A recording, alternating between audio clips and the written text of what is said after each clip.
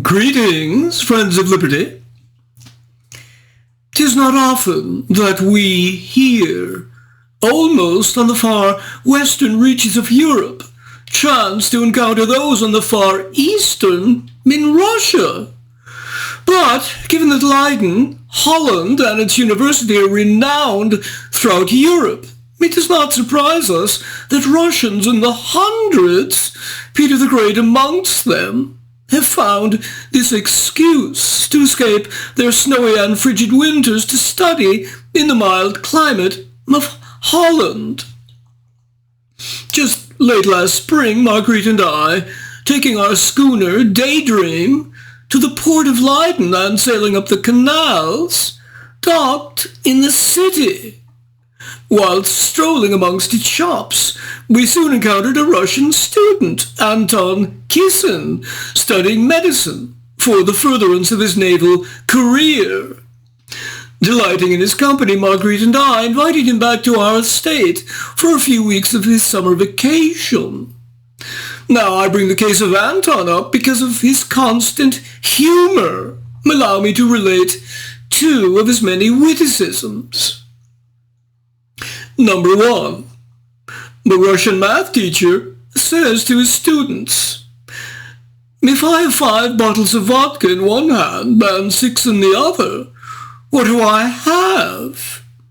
The student replies, "Clearly you have a drinking problem." Witticism number 2. Dealing with Russian hospitals. Patient: "Nurse, wherever are we going?" Nurse: "To the morgue." Patient: "But I'm not dead yet." Nurse: "No, my dear, but we're not there yet." Now if we turn to the issue of witticisms, humorous or not, in your own 21st century in England,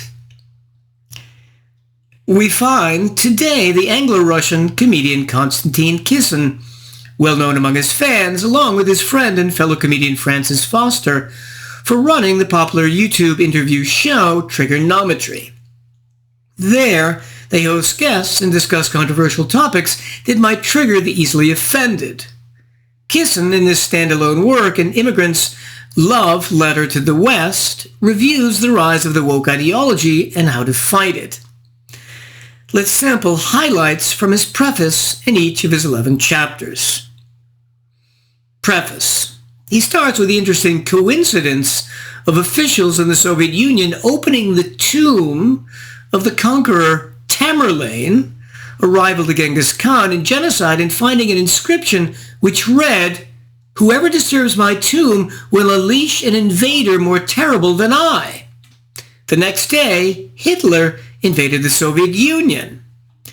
Kisin here suggests that the rise of woke presents a similar danger.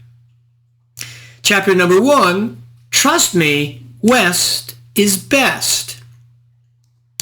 When he grew up in the Soviet Union, his parents would have the talk with their youngsters, they telling their children how they should never ever relate anything spoken of in the home to outsiders, since the result could be a trip to the Gulag. One Soviet boy, celebrated by Soviet propaganda, did just that, with the result that his father was shot and he in turn murdered by his family. Society in the West, too, is becoming more and more careful about what it tells others, given the potentially dangerous consequences of cancellation, loss of employment, and social ostracization. He relates the story of his own grandfather, who, having criticized the Soviet invasion of Afghanistan in 1979, lost his job with the additional consequence that his son, Konstantin's father, was expelled from university. Chapter 2, A Reality Check for Westerners. Here he argues that Westerners in general have forgotten the causes of their own civilizational success. He's saying that these were built over centuries on philosophical and moral foundations that have withstood the test of time. And what specifically are these foundations? He says freedom of speech, the sanctity of the individual, and equality of opportunity, necessary ingredients for the tremendous progress we have made. It is only by grasping this fully that the West will endure. He compares the West to famous stars like Jimi Hendrix and Michael Jackson, who, after commercial successes, lapsed into decadence and eventual death. Chapter 3, Stop Feeling Guilty About Race, Whiteness, and Slavery. Describing how his own great-grandfather, who was an actual slave in a Soviet slave labor camp, in which 10% of inmates died every year, he recalls how he met his great-grandmother and fell in love there, and how his grandmother was born in the camp itself. Beat that, Ibram Kendi. When discussing worldwide slavery, he points out that India, China, Pakistan, and North Korea are today's leaders, that the fact that Britain led the world in abolishing worldwide slavery is never mentioned, that reparations, for many reasons, are a ludicrous idea, partly because many blacks in Africa were slaveholders themselves, and partly because many whites and their forefathers never held slaves. Chapter 4, Free Speech and Why It Matters. Describing his famous cancellation at the University of London in 2018 because he refused to sign a safe space agreement for an upcoming comedy gig, he tells us the news flashed around the UK. While he quickly became a persona non grata on the comedy circuit and among the left, but well known on the right, this motivated starting Triggernometry with Francis Foster.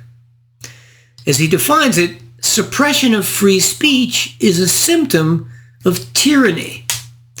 This means that if Donald Trump can be banished from Twitter, if Parler can be shut down by Google and Apple, and if famous retired policeman Harry Miller can be brought to court because of an online post, as thousands of other Britons are threatened with yearly, then we are living in increasingly tyrannical times. Chapter 5, How Language is Used to Conceal the Truth. Again, claiming special insight into the nature of woke, because of his experience in the Soviet Union, Konstantin points out that the term political correctness first originated there. In the West, the term liberal used to mean classical liberal, gender used to mean your sex instead of your psychological orientation to your sex, and undocumented migrant used to mean illegal alien. He argues that the woke want to subvert the meaning of language since this allows them to achieve their goals easier, saying, language is decaying, and with it are laws, understandings, and shared connections. If it's allowed to happen for much longer, the West itself will follow suit. Chapter 6, Why We Need Journalists, Not Activists. Konstantin here highlights the life of Russian journalist Anna Politkovskaya as emblematic of the dangers faced by journalists in many non-Western countries. Born in the United States in 1958 to Russian parents who worked at the UN, she could have chosen a life of luxury and privilege, but instead, as an award-winning journalist, constantly exposed herself to the greatest dangers by telling the truth about Putin and post-Soviet Russia. Revealing the atrocities of the Russian army in Chechnya, she was subjected by the Russian authorities to a simulated execution. Poisoned on an Aeroflot flight in 2004, she recovered. That assassination attempt didn't deter her. Later, when the threats of a policeman, whose crime she previously uncovered, didn't deter her as well. Finally, in October of 2006, hitmen found her in her apartment complex and killed her with 4 shots, 2 to the chest, 1 to the shoulder, and 1 to the head. She will forever remain one of the greatest Russian heroines, an investigative reporter of enormous courage and intelligence.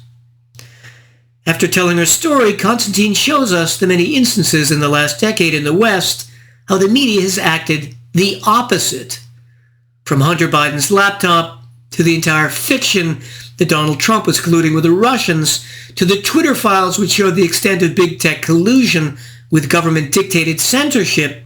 We know by now however very different from Anna Politkovskaya, the modern lamestream media is.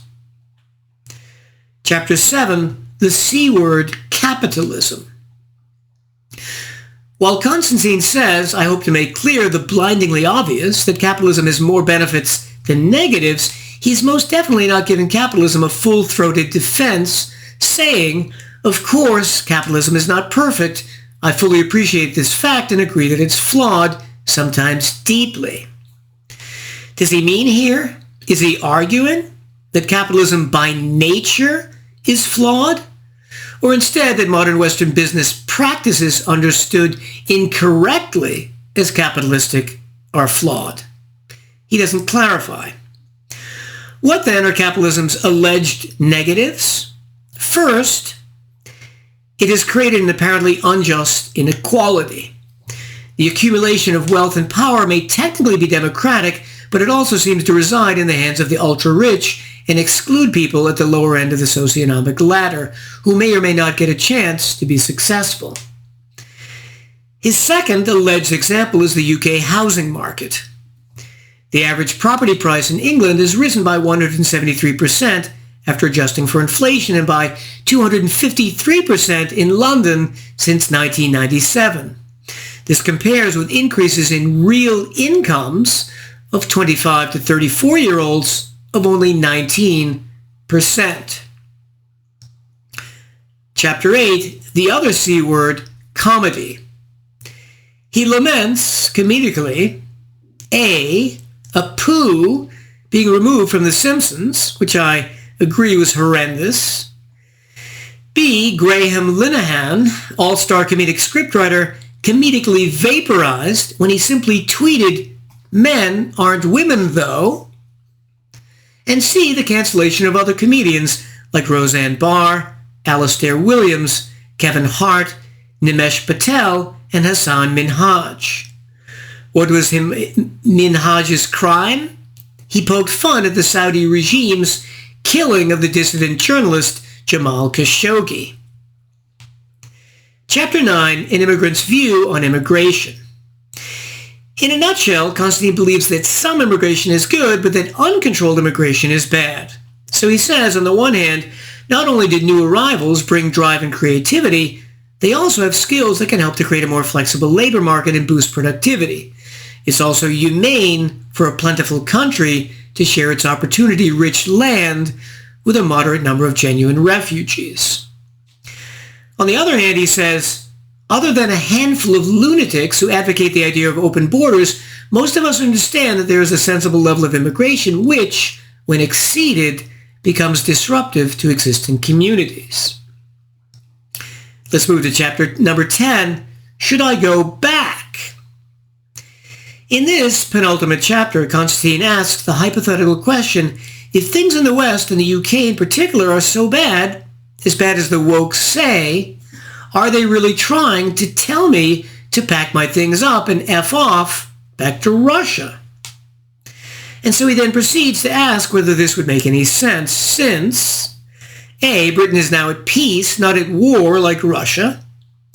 B, Russia is the world's most heavily policed country, with 564 officers per 100,000 of the population.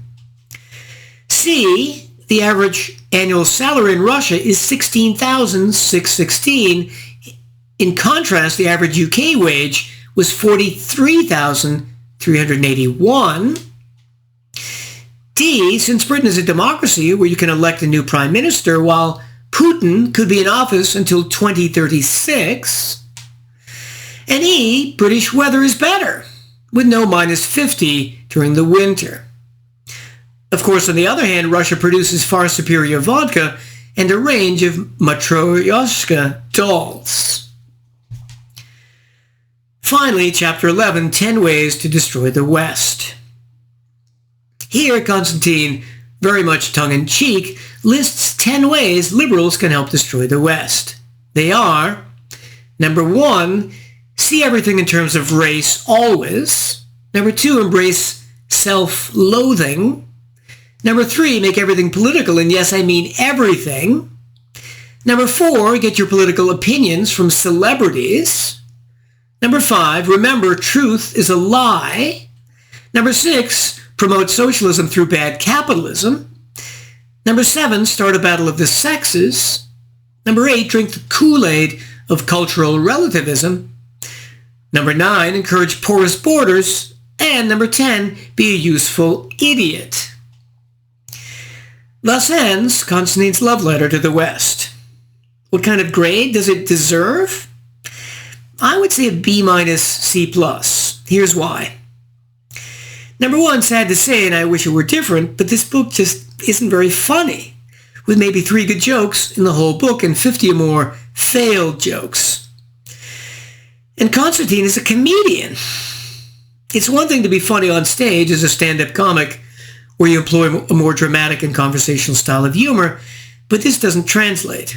In addition, he uses many taboo words like the F and C word, which generally in print make people cringe. I would suggest Konstantin contact Telegraph columnist Alison Pearson, who, although she's written 3 chick lit books, succeeds in those and in person on Planet Normal in giving some of the funniest one-liners I've ever read. Number 2, in a recent book review of Daniel Hanan's Inventing Freedom, How the English-Speaking Peoples Made the Modern World, I agreed with Hanan that the greatest single reason the West, and specifically the Anglosphere, has historically succeeded so well civilizationally is because of its freedoms. And the flip side of that is the protection of property rights. Being free means being free to do what you want with your property. Nothing more nor less. Now, Konstantin does praise freedom in general, as well as specific freedoms like freedom of speech and religion, but he never connects a lack of freedom to the rise of ideologies. Political correctness and wokeness, hardcore feminism and transgender ideology, cultural relativism and postmodernism. That he's criticizing. He never grasps that that's the cause, the lack of freedom. The ideologies are the effect, not the cause, as he thinks. So he never grasped, for example, that the rise of many single-mother families in the UK is not mainly due to feminism, but instead the welfare state, which has had the same disruptive effect, creating enormous percentages of single-mother families in the United States. He never grasps the fact that the state has, since World War II in both the US and UK, greatly increased its funding, control, and regulation of higher education. This is the main cause for the rise of these ideologies. Free private colleges, instead funded 100% by us, the people, who generally aren't woke, would never have the additional money nor desire to nurture and indoctrinate students with the many bad ideologies their woke counterparts in faculty create today. They would instead teach what we, the people, want our children to be taught. Or they would go bankrupt. But public institutions hardly ever go bankrupt. Their funding comes from the state automatically. In addition, the hate speech laws and various equality acts, which are anti-discrimination laws enacted first in the 1970s, backstop and reinforce the ideologies created in the universities. All this lack of educational and political freedom reinforces the result, the effect, the ideologies. None of this registers with Konstantin. Similarly, he criticized capitalism for allegedly creating inequality without understanding that any unjust inequality is created by rights-violating laws on the books today, which privilege big businesses over small. That's called crony capitalism. He also seems to think that in the US, rich people aren't taxed as much as poor people, which is false, since the bottom 50% pay no taxes at all on average, and the top 1%, 26%, and top 10%, 52% of all taxes.